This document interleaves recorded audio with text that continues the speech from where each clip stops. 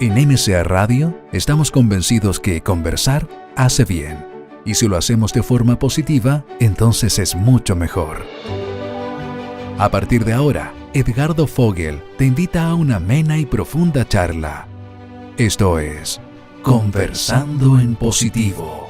Un momento de luz para compartir experiencias de vida. Por MCA Radio. Resonando con el alma.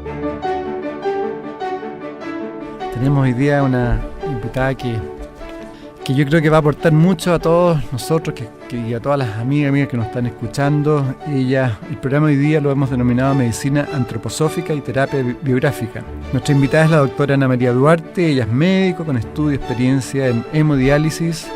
Su segunda pasión también está ligada al arte y la creatividad. Ella sabe pintura, en óleo, telar, danza, teatro. Todo esto le ayudaba a ella a entrar en lo profundo del alma humana y su capacidad creativa y transformación. Ella ha trabajado en el sistema público de salud, en servicio de urgencia, policlínico rural en Chile, y después postergó su beca en salud pública por dedicarse a un camino de búsqueda para ampliar la imagen del hombre de la medicina y las posibilidades terapéuticas. En este camino ella se ha especializado en terapia floral, homeopatía, psicopatía gestáltica, psicoterapia transpersonal, medicina antroposófica y terapia biográfica, de lo que vamos a conversar hoy día. Desde el año 2005 está trabajando en medicina antroposófica, principalmente en enfermedades oncológicas y autoinmunes. También ha desarrollado terapia biográfica grupal e individual con los pacientes con estas enfermedades. Para todos los que quieran saber más, su sitio web es www.anamariaduarte.com. Bienvenida, Ana María. Muchas gracias por estar con nosotros. Muchas gracias, Edgardo y Aleca, por invitarme. Un honor para mí estar acá. Al contrario. Yo quería partir, si tú me lo permites, Aleca, con un texto que aparece en tu sitio, para que nos pongamos en contexto y de ahí tú puedes ir profundizando. Tú planteas que la enfermedad coloca a los seres humanos en una experiencia de fragilidad, dolor y muchas veces impotencia. En un mundo donde se exigen soluciones instantáneas, aunque sean parciales y superficiales, la medicina antroposófica viene a entregar un camino profundo y prolijo, en el cual la enfermedad se comprende como un proceso de alta importancia en la biografía humana, ya que puede ser la oportunidad de levantar fuerzas que están debilitadas en el cuerpo físico, en el mundo anímico y también en el espiritual, y que son indispensables para el desenvolvimiento del propósito de vida de cada ser humano. ¿Podemos empezar a profundizar en eso? Por supuesto. Por supuesto. Cuando yo estudié medicina en la Universidad de Chile, con todo lo que quiero, mi casa de estudio, me enseñaron a mirar al hombre con prolijidad, pero me enseñaron a mirarlo solamente desde la dimensión física. Pero cuando uno egresa y se enfrenta a los seres humanos, las preguntas que nos traen los seres humanos que padecen de alguna enfermedad nos sacan inmediatamente de esa reducción. No hay ningún médico, si alguien me está escuchando y es colega, que pueda desmentir esto. Cuando alguien está aquejado de una enfermedad grave que amenaza su vida, que lo saca de su cotidianidad y de sus planes y de sus proyectos, todos los seres humanos parten la consulta médica con una pregunta. ¿Por qué me pasó esto a mí, doctor o doctora? ¿Por qué? Yo tenía planes, yo tenía proyectos, yo tenía futuros. ¿Qué es esto en mi vida? Y la respuesta física no es suficiente para un ser humano. Entonces, en verdad, yo creo que el camino de la medicina no parte solo desde un filosofar, sino que parte de la realidad que nos trae el paciente a nosotros como médicos, no importa lo que hagamos nosotros como médicos. Allí está la pregunta. Y nosotros como médicos veremos si tenemos el coraje de intentar con ese paciente encontrar una respuesta. Y ese camino para encontrar la respuesta muchas veces tiene que ver con el camino de la cura. ¿De la cura? De la curación, sí. La pregunta que trae el ser humano enfermo es una pregunta del alma, del alma de ese ser humano. Y estamos en tiempos, además, evolutivamente hablando, no estamos viviendo hace 100 o hace 200 años. El ser humano ha evolucionado, la cultura también ha evolucionado. Y el hombre hoy está con necesidades profundas de conocimiento y de autodescubrimiento. Por eso la psicología tiene el rol importante hoy día, por eso la psicoterapia, por eso la búsqueda, por eso el autoconocimiento. La medicina no está ajena a este desenvolvimiento del hombre. Entonces no es una cosa que los médicos queramos o no queramos, es algo que al hombre le está ocurriendo, es algo que el alma humana está viviendo y necesita. Desde la mirada antroposófica nosotros estamos en la época cultural que llamamos el alma consciente.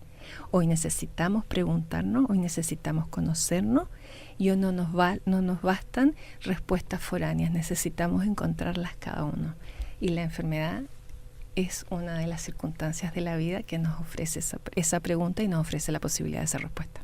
¿Y cómo cambia el rol, en ese caso ahí, del paciente y el sanador?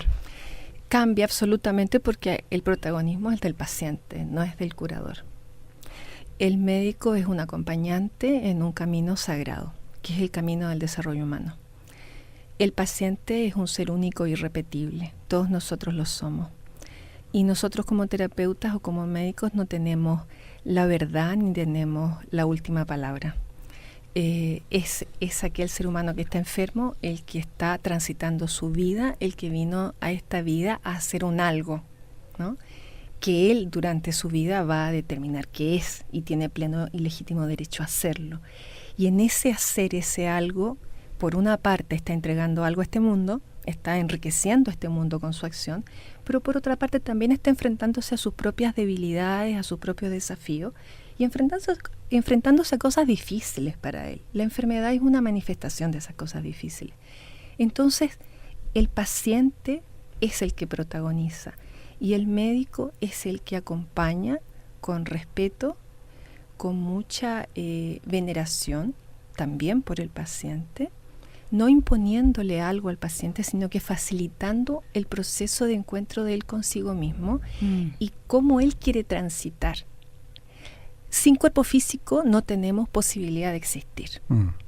Es imposible. Nosotros no somos solo seres anímico-espirituales. Pero la medicina antroposófica entonces entiende que el ser humano habita en dimensiones diferentes. Una dimensión es la física, que es la que yo aprendí en la universidad. Pero hay otras dimensiones. La dimensión anímica en todos nosotros es una realidad. Todos estamos llenos de sentimientos, llenos de emociones. Tenemos una vida psíquica que puede ser más o menos estable, más o menos sana. Y muchas veces por circunstancias biográficas puede estar tremendamente malherida. Sí. Y al mismo tiempo tenemos una dimensión espiritual. Y esa dimensión espiritual no tiene que ver con los conceptos religiosos que un ser humano tiene, sino que más bien con lo que ese ser humano es intrínsecamente y está definido por lo que él valora y desea hacer en esta vida. Lo que uno valora va a determinar la construcción de la vida, va a determinar finalmente al servicio de qué está mi vida. ¿Cuántos años tengo yo acá? ¿Tendré 20 años en esta vida? ¿Tendré 40? ¿Tendré 80? ¿Cuántos años estaré vivo? ¿Estaré en este cuerpo físico? ¿A qué quiero dedicarme yo en esta vida? ¿Al servicio de qué? Y finalmente nos dedicamos a dos cosas: a regalar lo que tenemos, a entregar y aportar lo que tenemos y lo que nos es fácil, y a construir lo que nos es difícil.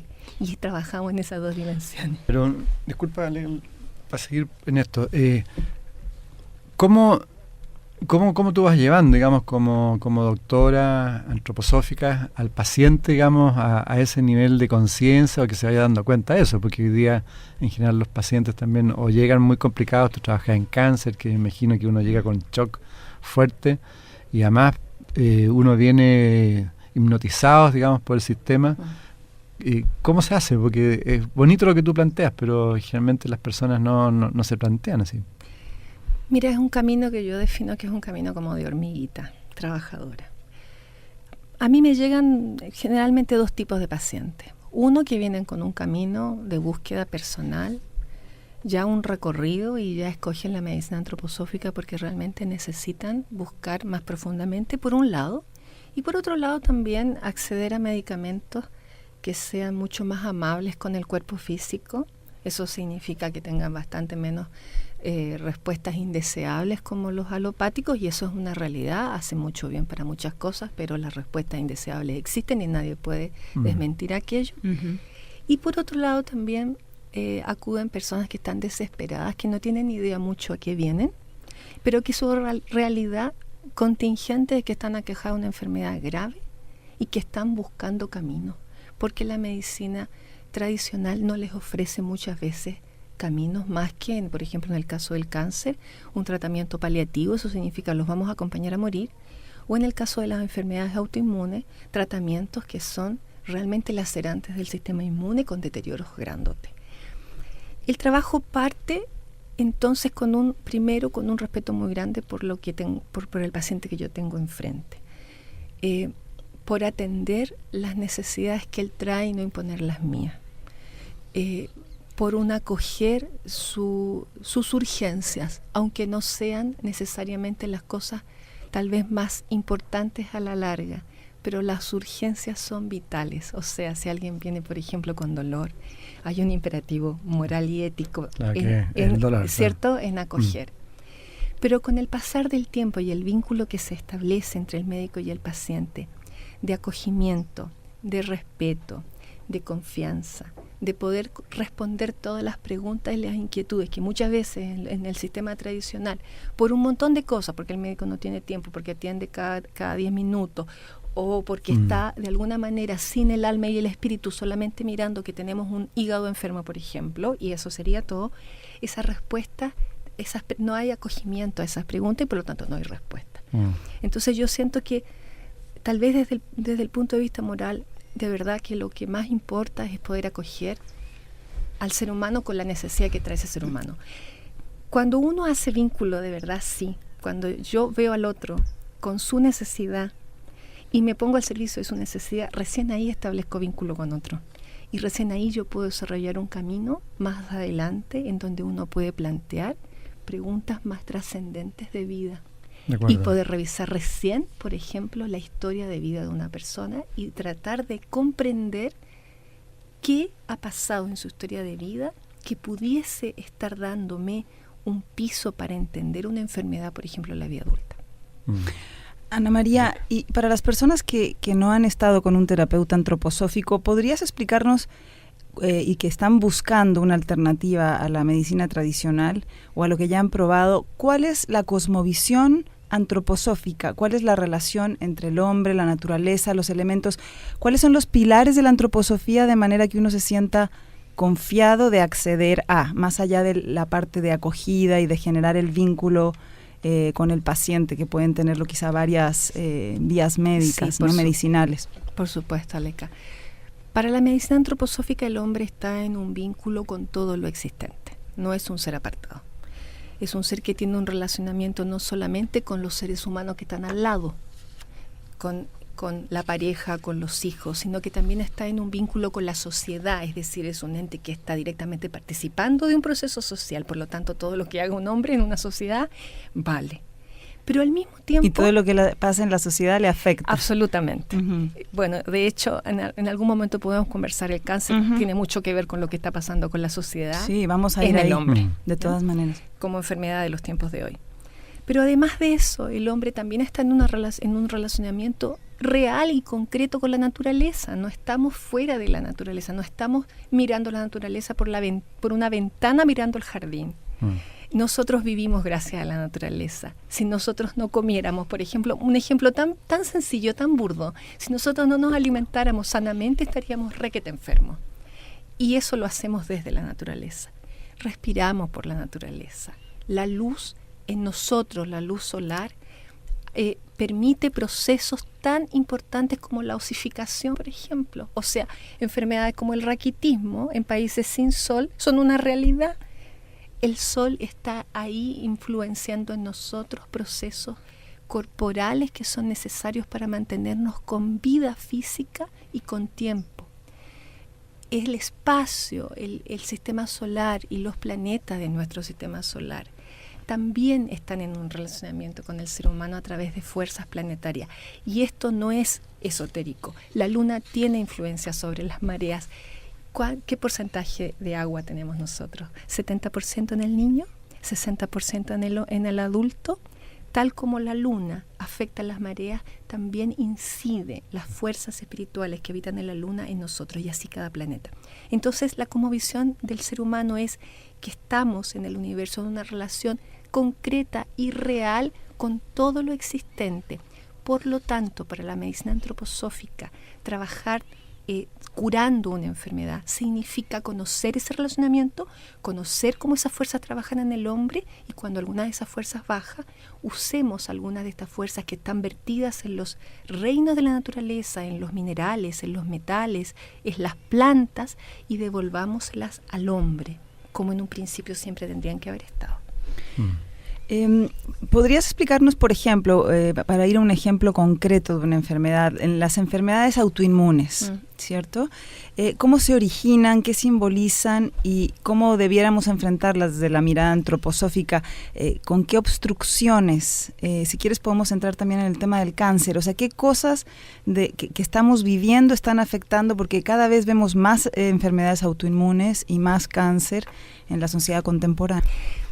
Para poder responder tu pregunta, Leca, yo tendría que decir primero que toda parte de nuestro cuerpo físico tiene una función. Uh-huh. El sistema inmune es una parte de nuestro cuerpo físico que tiene una función física importante. Pero también toda parte de nuestro cuerpo físico tiene una función sublime. Yo voy a dar un ejemplo sencillo. El cerebro, por ejemplo, tiene una función de neurocoordinación, ¿cierto? Uh-huh. Si alguien, por ejemplo, tuviese un accidente vascular del tronco encefálico, haría un paro cardiorrespiratorio, porque el cerebro coordina.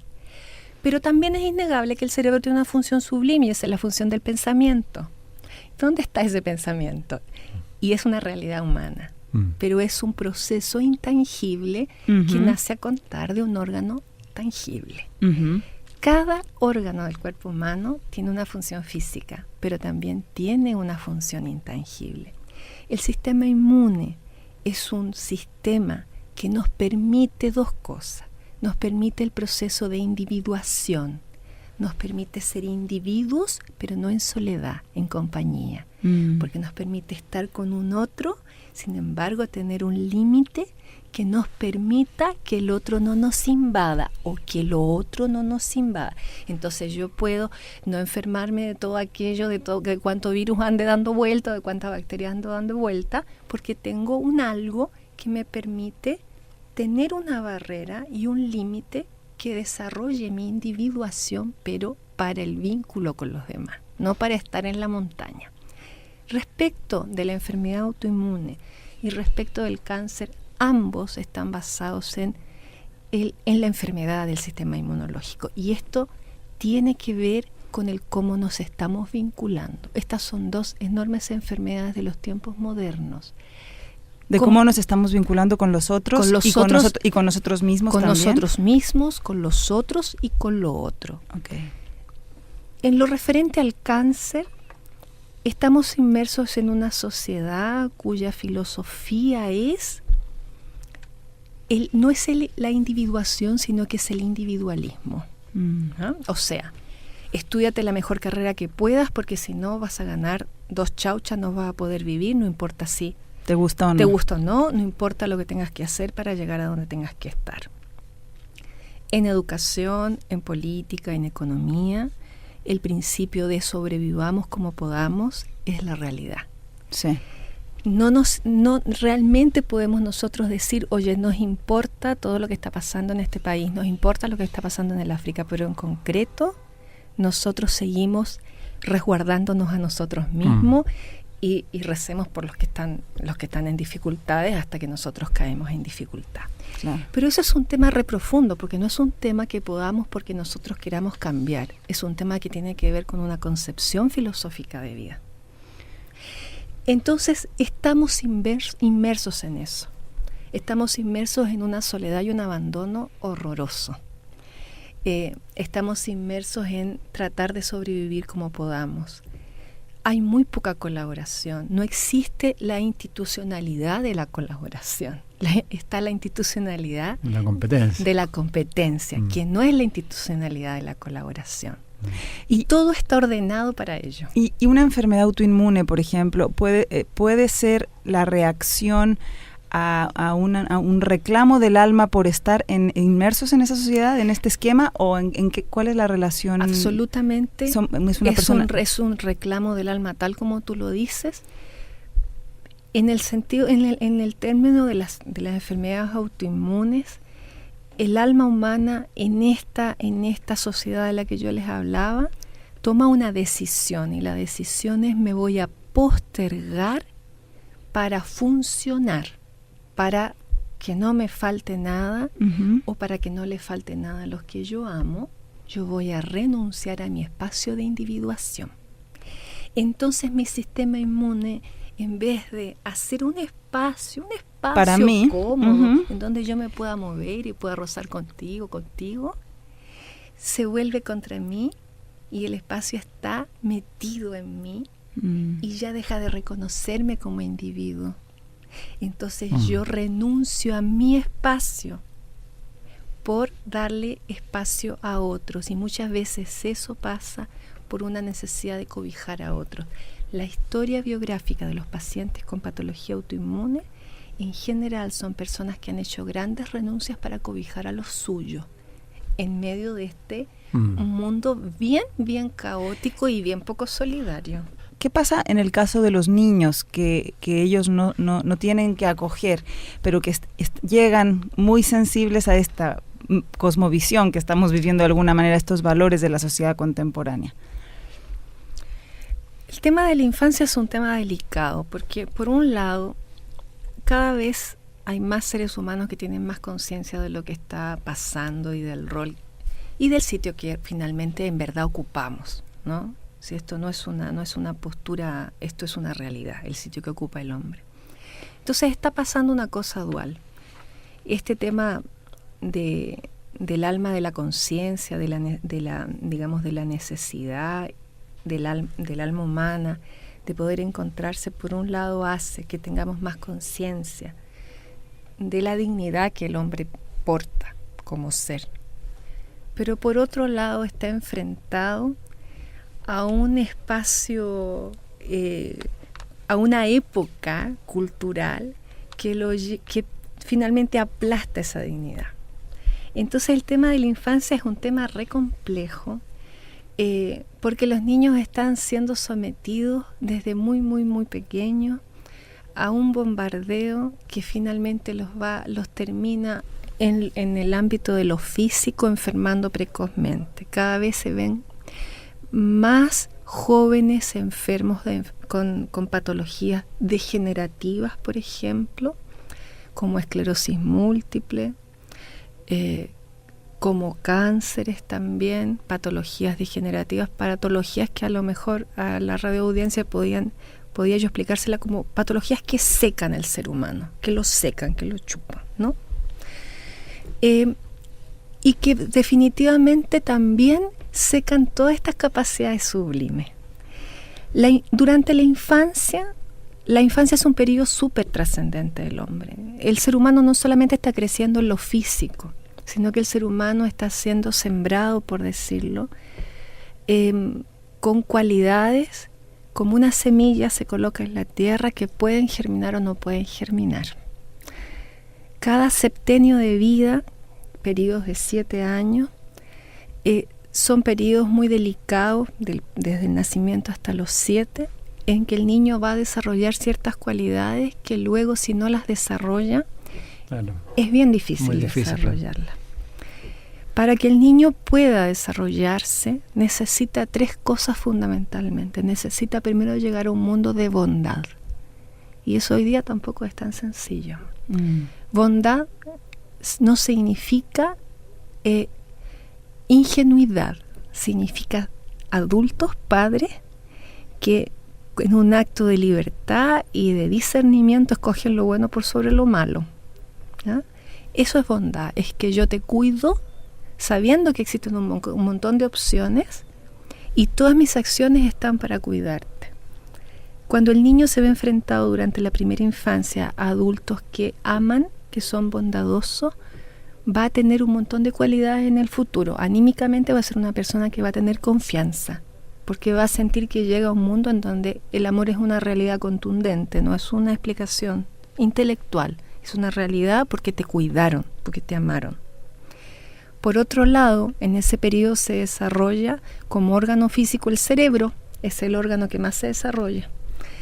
Por lo tanto, un niño que es amado y cuidado va a ser un chico más inteligente no para repetir y memorizar, sino para crear, sino para poder observar y estar abierto a realidades que están ahí permanentes, que por nuestra poca capacidad perceptiva no las vemos. Entonces un ser humano, un pequeño, que se le cuida su infancia, va a ser un ser humano brillante, intelectualmente hablando, que va a tener capacidades de creación, de desarrollar sus herramientas. De desarrollar la vida como él quiera, de desarrollar mundos, de imaginar. Y va a ser un ser humano que tenga la capacidad de confiar. Y la confianza es esencial en la vida, porque en la vida hay muchas dificultades que te hacen tambalear. Claro. Y si no tienes la cualidad de la confianza, te las ves bien fregado. Sí. Entonces, estamos en este minuto, yo digo, en una realidad dual, en donde hay mucha más conciencia que antes de esto que está pasando, y los impulsos por cuidar la infancia son una realidad, pero al mismo tiempo estamos en un mundo que nos lleva hacia el otro lado. Recordemos que estamos con la doctora Ana María Duarte, aquí hablando de medicina antroposófica y terapia biográfica, que justamente quería preguntar eso. Ana María, bueno, se plantean que las enfermedades son como episodios, ¿no es cierto?, que tienen como posteriormente efectos trascendentes. Dos preguntas, digamos. Uno, si podrías profundizar un poco más en lo que son las terapias biográficas y cómo estos van aplicando y si aplican en todas las enfermedades. Mira, yo creo que aplican siempre, incluso aplican más allá de las enfermedades. La terapia biográfica nace en la década de los años 70, de la mano de un gran psiquiatra holandés, Bernard Liebegut. Él era un médico psiquiatra, antropósofo, que fue notando que cada vez los pacientes llegaban con preguntas retrascendentes que la psicoterapia tradicional no conseguía responder. Y a raíz de esto y de los conocimientos profundos de la antroposofía, nace una posibilidad de acompañar las necesidades del hombre de hoy y las preguntas del hombre de hoy, que no tienen que ver con que alguien te conduzca, sino que tienen que ver con que yo busco y yo encuentro. O sea, un yo que se individúa incluso en su enfermedad, por ejemplo. ¿Ya? Entonces, y bajo esta visión antroposófica, nace este acompañamiento que yo siento que es como una reformulación de la psicoterapia, en verdad, y que trata de mirar la biografía, mirar la vida, recordándola, pero recordándola de una manera diferente a la que habitualmente la recordamos. La recorremos en periodos de 7 años, en periodos septenarios. Cada 7 años ocurren cosas bien interesantes. Si uno tiene ojos para mirar, se da cuenta. Un niño a los 7 años muda los dientes.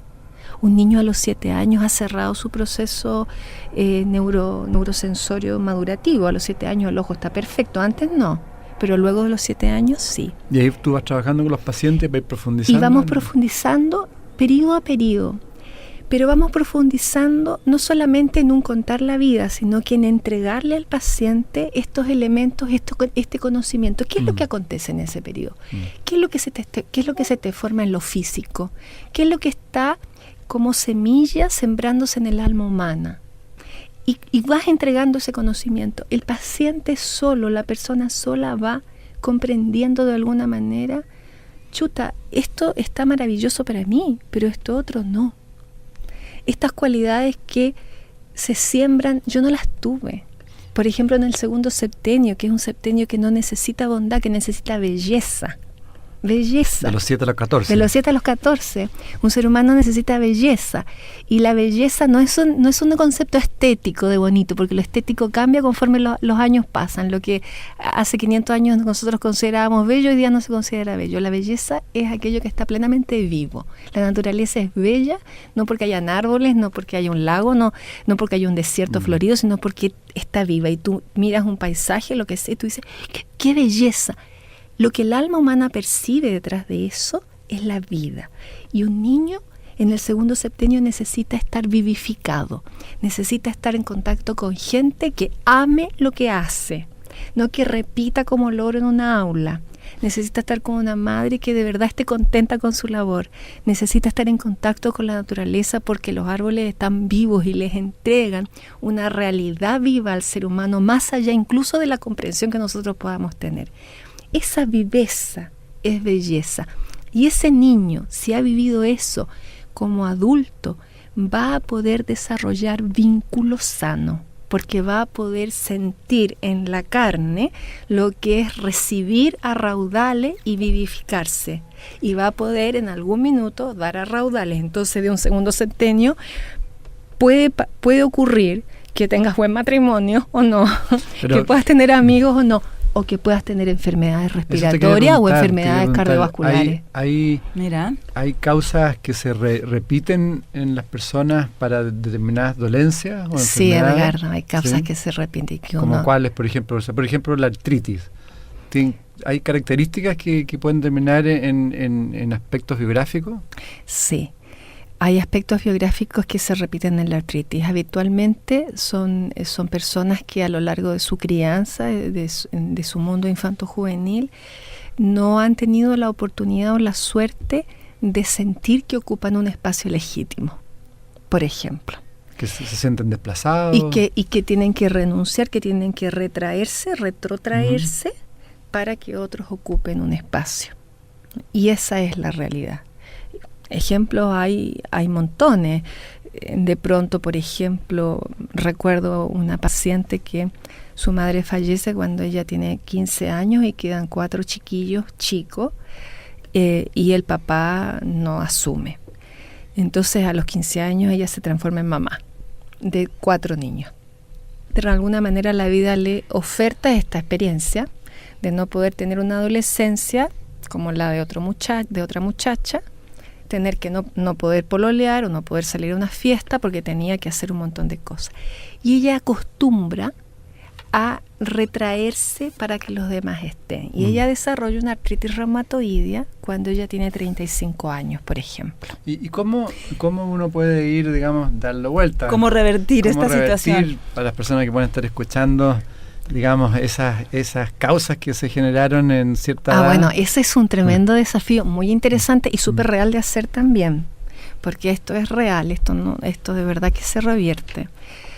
Un tema es la conciencia humana y que es imprescindible hoy. Hoy día muy pocos pacientes dicen, deme una pastillita mágica para que yo me mejore. Cada vez la gente toma más, de verdad, así como la responsabilidad de su sanación. Exactamente, la responsabilidad.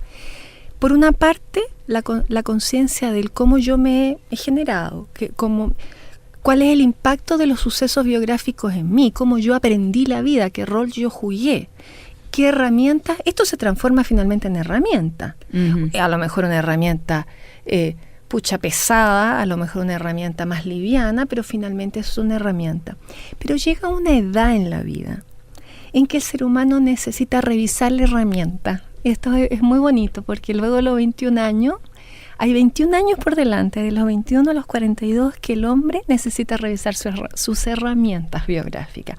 Entonces, me tocó esto, me tocó lo otro, me tocó un abuso sexual cuando niña, entonces resulta que yo soy tremendamente defensiva, no quiero que nadie entre. Me tocó ser la madre de mis hermanos, entonces yo me transformo en una gran madre y dejo de ser mujer. Lo que me toque. Por algo fue. Pero aquí está, me acompaña, yo así entendí la vida y así salí. Pero ahora, a pesar de que esto es lo que conozco, no me satisface. Entonces pasan 21 años tremendos en que el hombre comienza a hacer un proceso de revisión y dice, ok, ¿me sirve, sigue sirviendo o no me sigue sirviendo? Esto me paró, esto me regaló algo. ¿Cómo sigo hoy? Yo estudié medicina porque tenía una gran necesidad de acompañar a otros seres humanos. No tengo idea de dónde vino esta cosa, pero así vino. Trabajé en servicio público y me tocó ver 250 pacientes en una noche en una posta rural.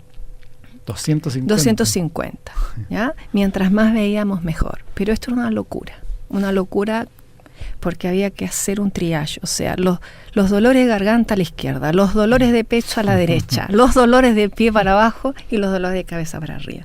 Llega un minuto en donde uno se pregunta, ¿y yo para esto estudié? ¿Esto es lo que yo quiero hacer con mi profesión? Todos nos hacemos esa pregunta y todos hacemos un camino de transformación de esta herramienta que en algún minuto nosotros adquirimos y ahora la podemos transformar para un camino individual. La medicina antroposófica no solo trabaja con terapia, también trabaja con medicamentos. Y trabaja con medicamentos que se extraen de los reinos de la naturaleza. Y trabaja con medicamentos sabiendo que en esos medicamentos, en esos minerales, en esos metales, o en esas plantas, o en esas flores, habitan fuerzas que nosotros no las logremos ver a primera, es otra cosa. Pero ahí habitan fuerzas. Oye, la penicilina es el mejor antibiótico hasta el día de hoy, pero ¿de dónde lo sacaron si de un hongo? Hasta ahora no hay nada que se le oponga. Y además de las medicinas, Ana María, ¿qué otras herramientas hay? Por ejemplo, trabajo con la mente, hay trabajo con las emociones. ¿Qué otras herramientas incorpora la antroposofía? Hay el trabajo para las heridas. El trabajo de esculpirse a uno, de hacer una escultura con uno mismo. Nosotros entendemos que el ser humano es libre. Así lo entendemos. Y que por lo tanto no estamos determinados por la historia. Que nos haya pasado esto o aquello tiene que ver con un punto de partida, tiene que ver tal vez con los desafíos que yo en esta vida voy a tener. Pero cómo yo enfrento los desafíos, eso nadie me puede venir a decir a mí que porque yo viví tal cosa estoy determinada a cierto final. Y como nosotros entendemos entonces el ser humano como un artista de sí mismo, el arte para nosotros es vital. Y las terapias son en la mayoría terapias de arte. Existe la terapia artística que a través de la pintura o del modelaje ayuda a levantar fuerzas anímicas en el paciente. ¿Y a sanar heridas? A sanar heridas. Y cuando tú haces pintar, por ejemplo, un terapeuta artístico hace pintar a un paciente con una enfermedad, realmente, y tú miras lo que pinta, el que sabe puede interpretar. Tú le dices a un paciente que no pinta, por ejemplo, los azules, necesito que trabajemos con los colores azules. Les cuesta horrores, algo que parece de perogrullo, pero ¿cómo no voy a poder tomar una acuarela azul y ponerla? O hacer una forma con acuarela. Y no puede, ese ser humano no puede, porque esas herramientas habitan en el alma y el arte realmente expresa vida anímica. La terapia artística corrige. La terapia de música, la musicoterapia, también es una herramienta terapéutica que nosotros usamos. La euritmia, que es el arte del movimiento y de la palabra. En Chile hay muy buenos euritmistas. La formación de euritmia es una carrera de 6 años, casi una carrera de medicina. El tema de la palabra a usted le da mucha importancia, ¿no? Muchísima importancia, porque para nosotros la palabra es el vehículo del yo. Yo estoy expresando en este minuto lo que mi espíritu realmente siente. Y esa palabra moviliza. Entonces la euritmia es el arte del moverse y de la palabra. Un buen euritmista puede, mirándote caminar, por ejemplo, poder llegar a entender de que puedes estar enfermo.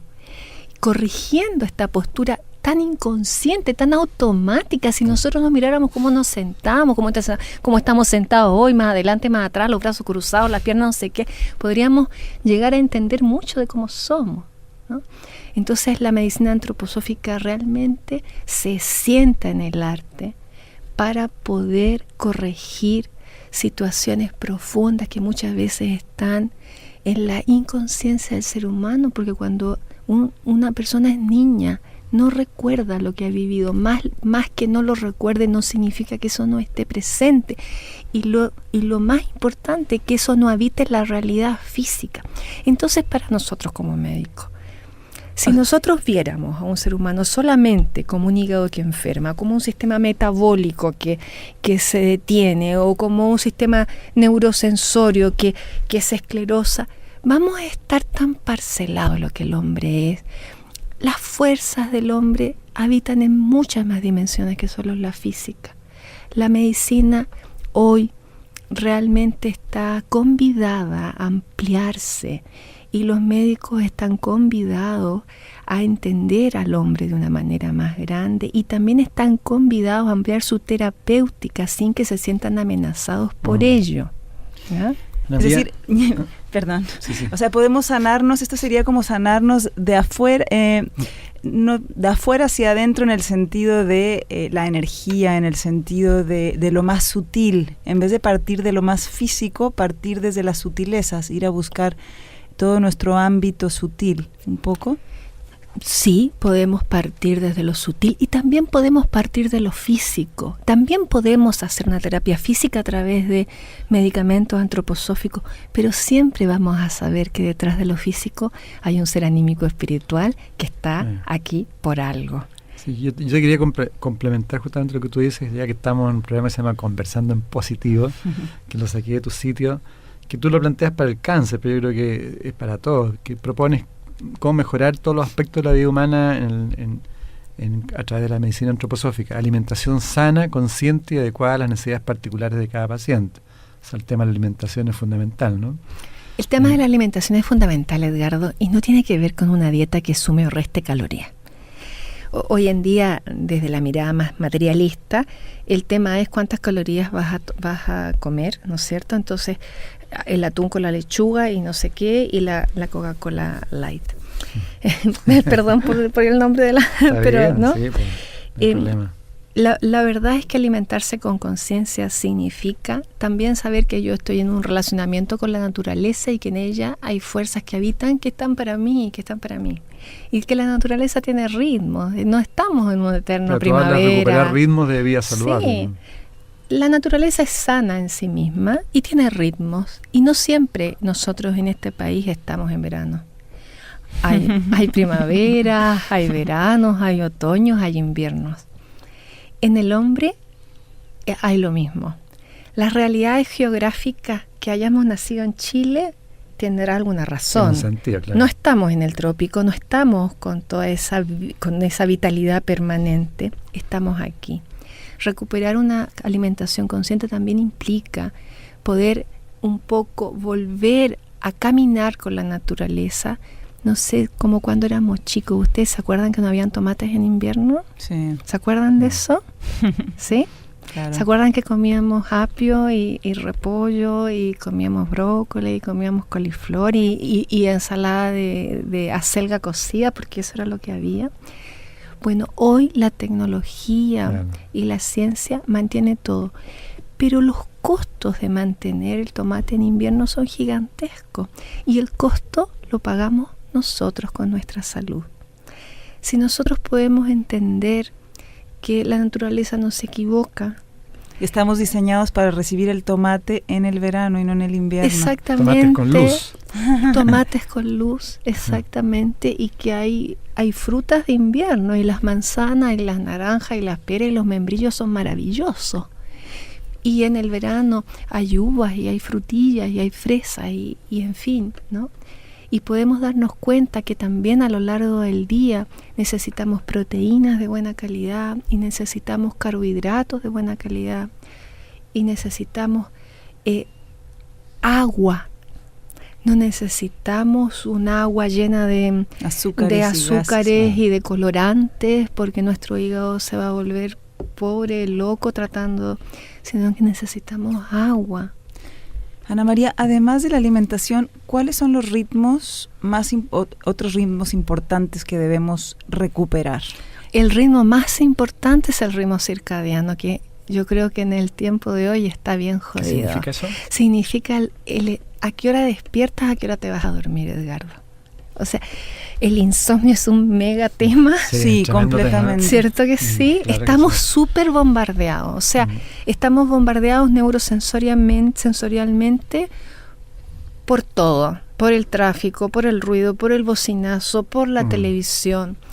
Y estamos prendidos hasta el minuto que nos decidimos y pensamos que debemos dormir. Estamos conectados. No tenemos ocaso. Nosotros no tenemos ocaso. Si tú miras la naturaleza y tú ves que la luz va bajando. Ay, me encantó esa frase. La vamos a repetir. No tenemos ocaso. No tenemos, y el ocaso es uno de los momentos más románticos del día, más nostálgicos, que nos lleva a la introspección, que nos lleva al recordar, y recordar significa volver a sentir. No es volver a pensar, es volver a sentir lo que hiciste. Nosotros no tenemos ocaso. ¿Cómo haríamos para tener ocaso? ¿Qué debiéramos hacer los seres humanos para tener ocaso? Tenemos que bajar las revoluciones por la tarde. Tenemos que dejar de hacer ejercicio vigoroso en la noche, por ejemplo. Este tema de que vamos al gimnasio en la noche nada que ver, y nos volvemos locos haciendo gimnasia a las 10 de la noche y luego quedamos prendidos y nadie se duerme. Por ejemplo, los ritmos que vivimos son difíciles. Esto que yo les digo es una cosa que, claro, se ve resensata. No es tan sencillo, pero al menos comenzar a masticarlo, comenzar a hablarlo, o comenzar a pensar cómo yo podría hacerlo. Yo siempre digo como médico, si yo como médico hago que alguien duerma, estoy al otro lado seguro. O sea, si yo hago que alguien duerma, yo sé que esa persona se repone, porque lo que pasa durante el sueño es que el ser humano se repara.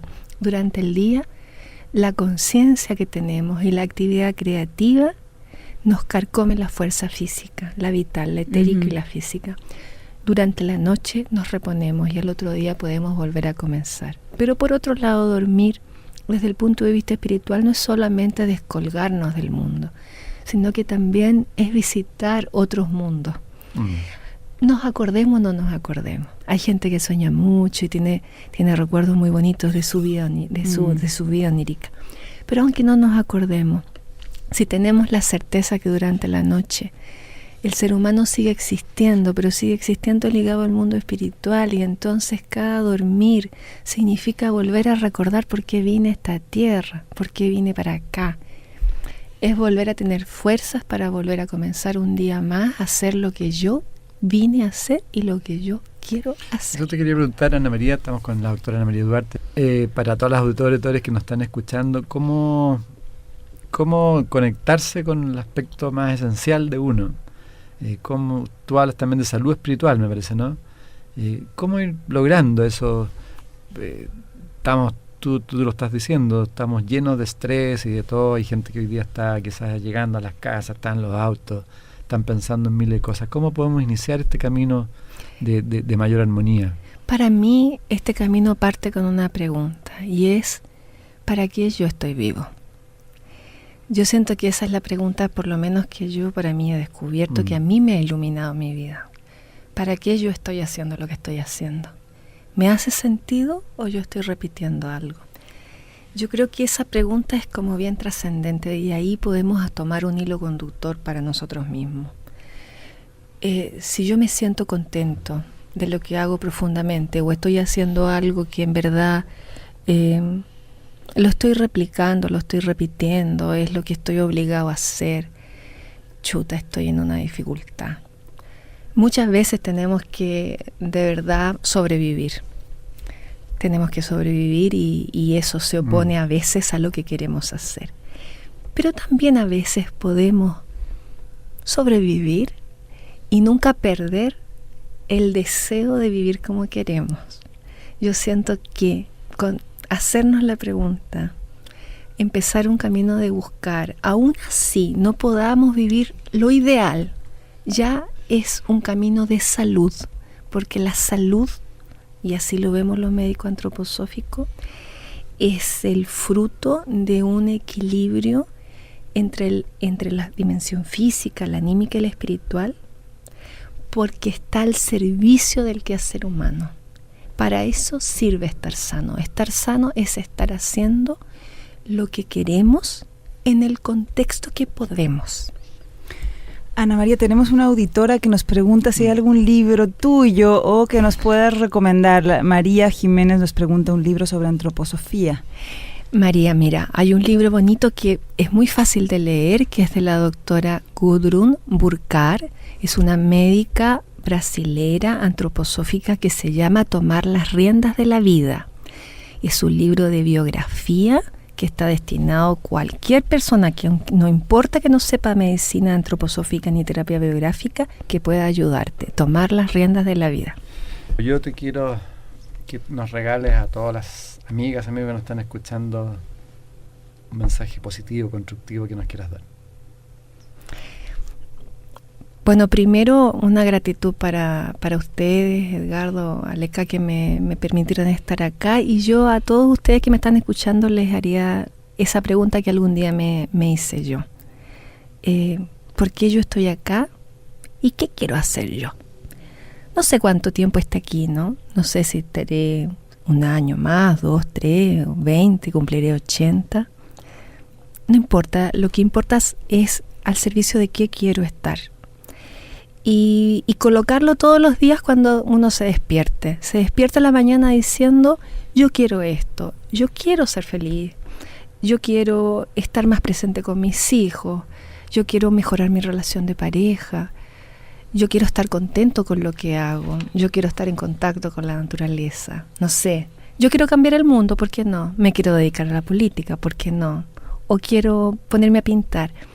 Que todas las mañanas cuando amanezcamos podamos hacernos con toda confianza y sin pudor y sin vergüenza esa pregunta, ¿por qué estoy acá? Y nos sintamos con pleno derecho de vivirla.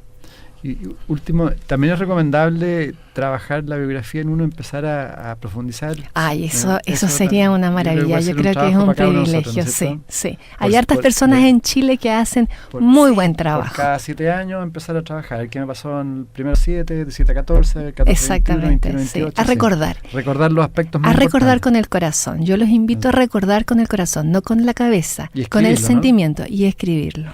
Y la página web de Ana María la vamos a compartir porque www.anamariaduarte.cl.